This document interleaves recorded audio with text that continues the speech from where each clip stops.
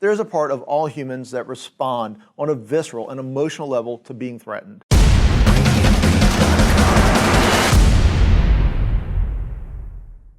One of the sad realities of customer service is that a small percentage of customers will resort to threats to attempt to get what they want.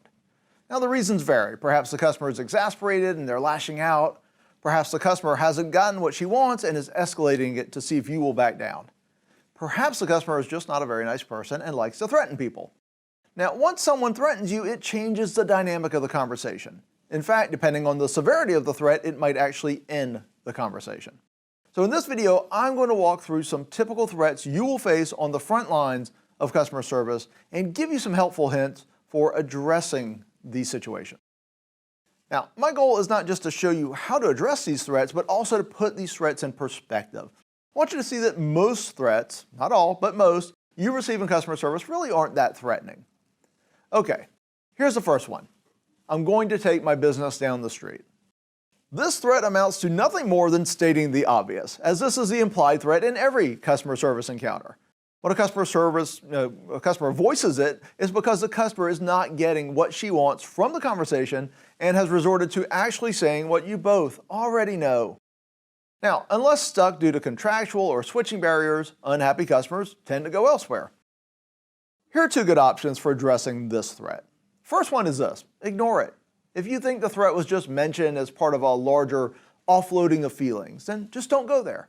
If the customer's primary focus was not the threat, and it was just something said in anger, then focus on problem solving and moving forward. Next option is pivot it. In this case, you simply want to acknowledge the feelings behind the threat and pivot to how you're going to do everything you can to make the customer not want to go through with it. I understand, ma'am, truly, if I felt the way you do, I would take my business down the street. But my goal today is to do everything I can to make sure not only that you stay with us, but that when you walk out of this door, you're looking forward to coming back. All right, the next one is this: I'm going to bash you online. The old version was I'm going to report you to the Better Business Bureau, which I guess still exists.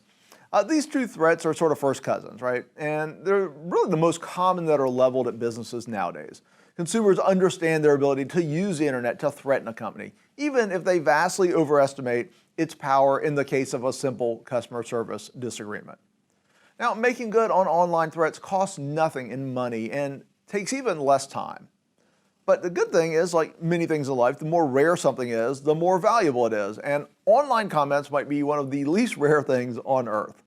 Online comments about companies are a dime a dozen. And while you should absolutely 100% be concerned about every online comment, you should take care not to allow customers to bully you with threats of negative online reviews. Of course, big caveat here, this assumes that neither you nor your company has done something horribly bad or embarrassing, or you're not being threatened with somebody with 10 million Twitter followers. So use your judgment when evaluating the threat. Now, one of my favorite recommendations for dealing with a customer who threatens to rip you a new one on Facebook is simply to ask him one of the following questions. What do you hope to accomplish by going online? If you wrote something online, what would you say?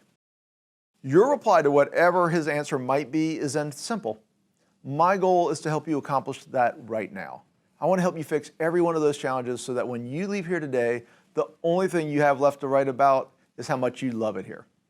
Now, I would really appreciate one more chance to make that happen for you. All right, the next one is I'm going to report you to the manager. This threat is often used to push around frontline reps and others who have layers above them in the business hierarchy. The customer has decided that threatening the livelihood of the person in front of them by potentially getting them in trouble is the way to get what they want. Now, there are many variations on this theme. For instance, in franchises or chains, customers will often threaten owners or managers with reporting them to the corporate office. So here are two approaches for this situation. One is you don the cloak of failure. You essentially want to take the approach that if the customer is asking for a manager, you've failed her. Now, this form of agreement is very unusual. The customer is expecting you to feel threatened, and she will often change her approach. So something like this. Ma'am, I'm really sorry to hear you say that, not because I'm worried about getting in trouble, but because I know that if you feel that way, then I've failed to make you happy. And making you happy is my goal. I'd love it if you could just give me another chance to see what I can do to turn this around for you. All right, next one is this. Become the customer's transition partner. Sometimes it's obvious you're not going to be able to help the customer. In those cases, use the threat as an opportunity to help transfer her to where she might be able to get her issue resolved. You know, ma'am, at this point, I think that's a good idea. It's obvious that I'm unable to resolve your issue, and I'm truly sorry for that. If you'll let me, I'd like to personally make sure you get to my manager so she can help resolve this issue positively for you. All right, here's another one. We're working our way up the ladder. My brother-in-law works for WBS TV. The initials are on purpose. So this is a version of the online threat on steroids. The customer hopes to scare you into thinking that with one phone call, the I-Team investigators will have you and your shady practices plastered all over the evening news. Now, this threat is usually bluster. If neither you nor your company has done anything seriously wrong, you generally have little to fear in a normal customer service disagreement. The great majority of local investigative journalists are hardworking folks who are not out to destroy businesses or careers just because a customer is unhappy. Most of them only want to expose shady practices of unethical businesses. But the threat can still be real.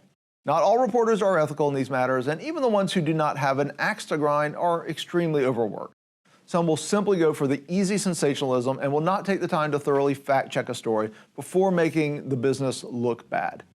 So the approach to the situation is really the same as the online one, the Better Business Bureau section that we mentioned earlier. Find out what the customer hopes to accomplish by reporting you and try to help him accomplish it in the moment. All right, the next one is this: I'll sue your butt. All right, one threat every frontline rep is gonna hear in their career, they're gonna encounter it, is the threat of a lawsuit. Now, often it's just angry talk. The person got hot and they spoke in the moment, and you certainly don't want to shut down every conversation in which a customer brings up a lawyer or a lawsuit. However, a legal threat is a serious threat and should not be taken lightly. While you should follow, obviously, your company policies and procedures in these situations, you can use the following approach to help test how serious a customer is about the threat and decide whether to end the conversation or not. So begin by taking the temperature of the customer and presenting him a choice. Assuming you've been using all your excellent communication skills up until this point, you want to let the customer know that if he continues to threaten you with legal action, you're going to have to end the conversation. So you say something like this: "Sir, I really want to help make this right for you, but that's the third time you've mentioned legal action. If this is becoming a legal situation, then I'll need to stop working with you and refer you to my manager." Or you can say our legal counsel or the corporate office, whatever is appropriate. "I'd love to work with you to help resolve this issue. Would you like for me to continue working to help resolve your issue, or would you prefer that I have my manager, etc., give you a call?" Now, feel free, obviously, to take that language and tailor it to your circumstances. And also, here's a key: don't use the word threat when confronting a customer. You have a better chance of moving the conversation forward if you don't use the actual term, even though they are threatening you. All right, the final threat, and it's a serious one, is "I'll kick your butt." And obviously, it's usually said not that nicely. Now, I've dealt with a man who demanded a cash refund on the spot and refused to leave the lobby, a grown man who threw a tantrum at a young female sales associate and stormed out saying, "This is not over," and a customer who violently slammed a clipboard down and shouted, "This was ridiculous," when asked to fill out a form. Now, while overreaction to intense customers should be guarded against, physical threats should never be taken lightly. Now, I'm not going to speak in depth about this topic because it's too serious an issue for a non-professional. I highly recommend Gavin DeBecker's book, The Gift of Fear, to understand threats in the workplace. But from the customer service side, the advice is simple. As with a true legal threat, once a physical threat is levied, conversation is over. For me, as a business owner, I'm no longer interested in that customer's business. Now, if you're on the front lines as a service rep, you're no longer interested in continuing the conversation, and we'll refer the issue to management at that point, right?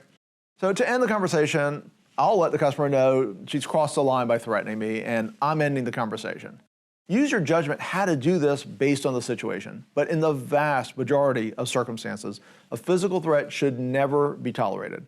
Being threatened is not a pleasant experience, and even lesser threats like the loss of business are inherently tough to receive because there's a part of all humans that respond on a visceral and emotional level to being threatened. Keep the smaller threats in perspective and use the concepts we discussed in this video to put yourself in a better position to handle threats when they come. All right, well, I'm Adam Toporek. You can find me at customersthatstick.com, where we help you win with experience.